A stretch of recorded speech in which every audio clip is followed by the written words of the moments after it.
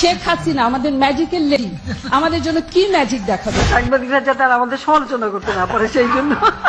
ভারতকে বাংলাদেশ বিক্রি করার একটি ষড়যন্ত্র চালে এই দেশের মানুষের যারা সব সময় অপপ্রচার চালায় তাদের একটি মুখরোচক গল্প। সব আছে, দাম কেন, এই কেন, সেই কেন, এগুলি দুষ্টু প্রশ্ন।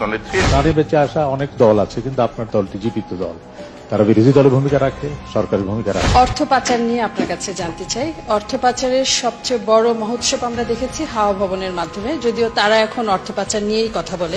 আপনার মতন ধী শক্তি সম্পন্ন, মেধা সম্পন্ন, জ্ঞানী প্রাজ্ঞ লোকের কাছে কোনো প্রশ্ন করার অধিকার আমার নেই। সবাই এমন ভাবে তাকায় যে আমরা আসলে আদার ব্যাপারী জাহাজের খোঁজ নিতে গেছি, কিন্তু এবার মনে হয়েছে যে না, আমাদেরও জাহাজের কারবার আছে। আপনাকে অনেক ধন্যবাদ। এবার আপনার সম্মানটা দেখে G20-তে আমরা গর্বিত।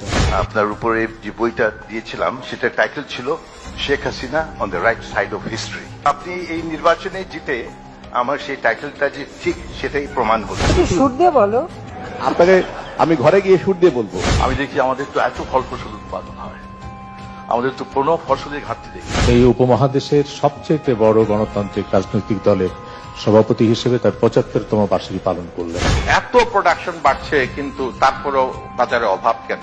মিডল ক্লাস যে কত বড় হয়েছে, যারা ডিম খাওয়ার শব্দ দেখে না। কোনো টাঙ্গাইলের শাড়ি, এটা সফিপুর, এটা নাম দিতে পারো সফিপুর সিফন। বাহ। ভারতীয় গণমাধ্যম একটা অর্জন দেখেছে, সেটি হচ্ছে আপনার জামদানি কূটনীতি।